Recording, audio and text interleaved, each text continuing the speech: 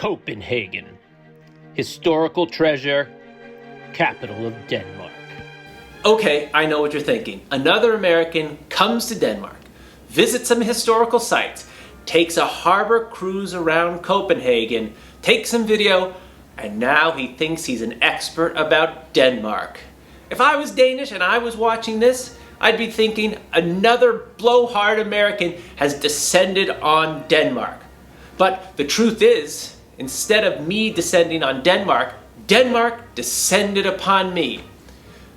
You see, I started to see a girl, and as Preston Sturgis in Sullivan's Travels says, there's always a girl in the picture. How does a girl fit in this picture? There's always a girl in the picture. Haven't you ever been to the movies? And in this particular picture, the girl is Danish. And when you date someone, you sort of date their nationality as well.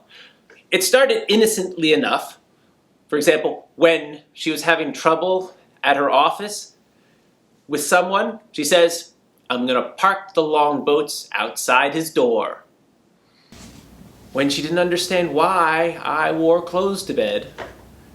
And when she started to share news from her family, I started to get weekly progress reports on the renovation of the Sæby Harbor in northern Jutland.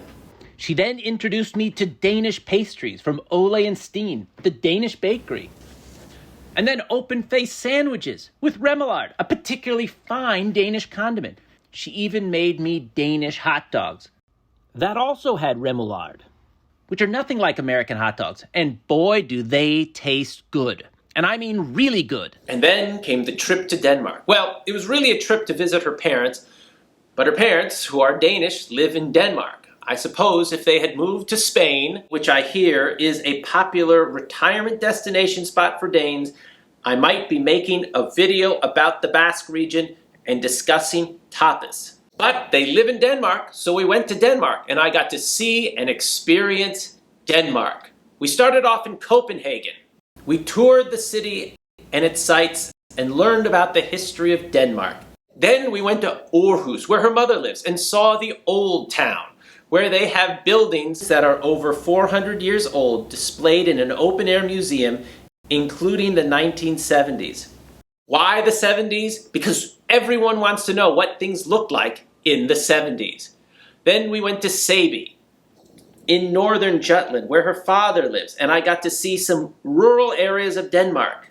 They are fantastic. It was fantastic. It was all fantastic. And the more I got to see Denmark, the more I wanted to learn about Denmark. So when I got home to America, I started to research Denmark.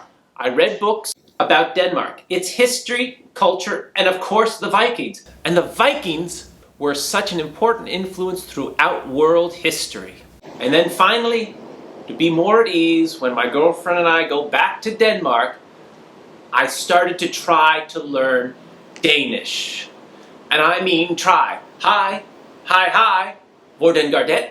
Går det fint? And I mean try. Because learning Danish, I never felt I was learning it. I thought I was just trying to learn it because it's a very hard proposition to learn Danish. I mean, they've got 3 extra letters in their alphabet. And what if they add another one? And they did that within the last century, at 1948. It was big news in 1948. Almost the biggest. Why am I putting so much effort into getting to know Denmark? Because I plan to be with my Danish girlfriend for a good long time. And we're going to be going back to Denmark, at least to visit her parents. And we're even going back this Christmas because she hasn't had a Danish Christmas in over 20 years, and she wants to go. She misses it, and she says that Christmas is one of the best times in Denmark, full of tradition and celebration. So I'm looking forward to getting to know more about Denmark. I know some, and what I've seen I really like, and I want to learn more about Denmark.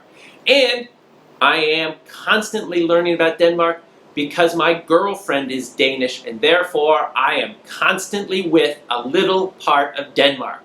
And I'm telling you, being with a part of Denmark is a good thing, and I'm really enjoying it. Thank you, talk you kindly.